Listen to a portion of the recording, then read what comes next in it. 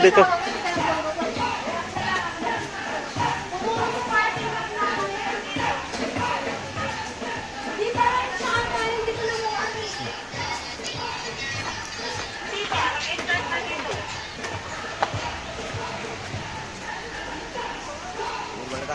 Ha?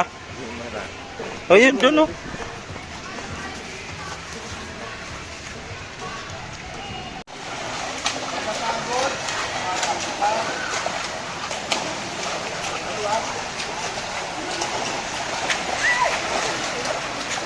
Pag pumulikat ka dyan, no?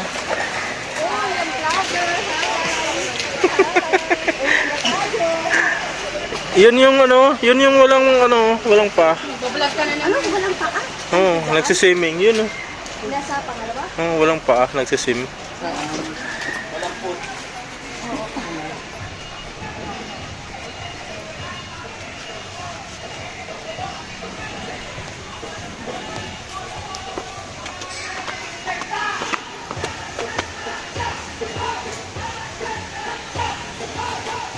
Lam. Rainforest, Pasig.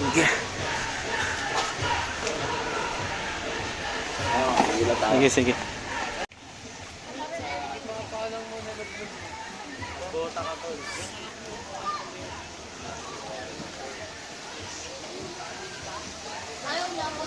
Yan. Yung kid, children's pool. Andun yung sa kabila yung ano.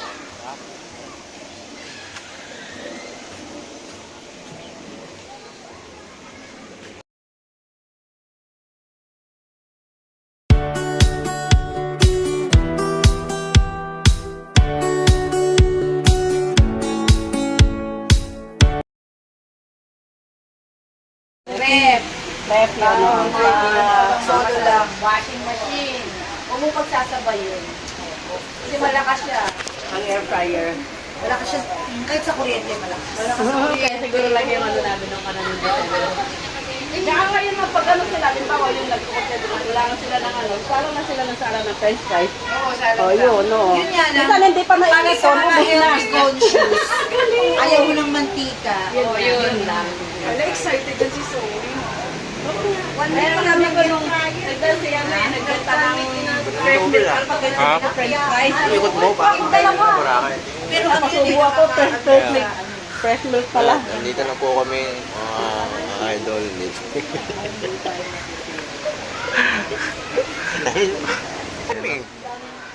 Mamaya marami na yan. Dami to, mapupuno ito mamaya. Kaya start na tayo. So, kapag tayo po ay nananalangin, meron po dapat tayong tamang motibo. Nasasaad po ito sa 1 Samuel 16 verse 7.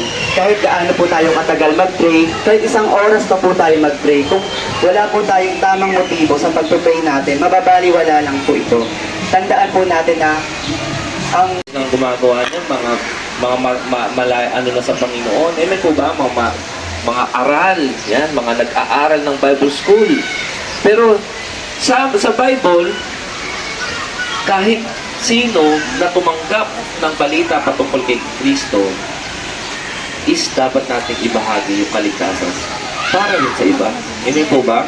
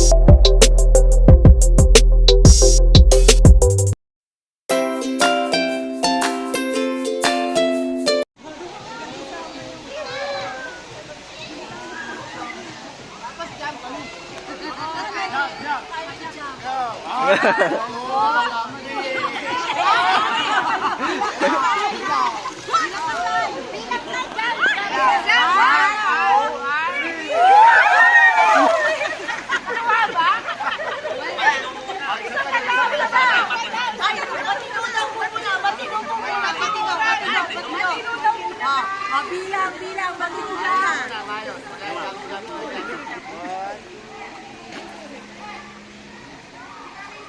Ayun na, jump na. Jump na. 1, 2, 3.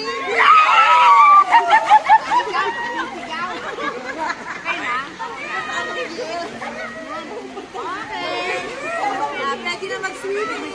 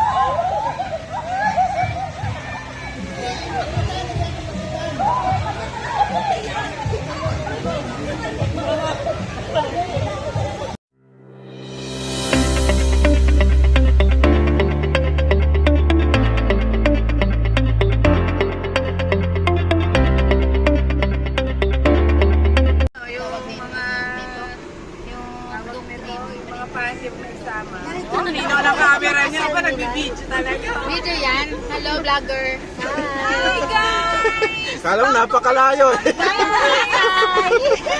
Oh. Turn right out.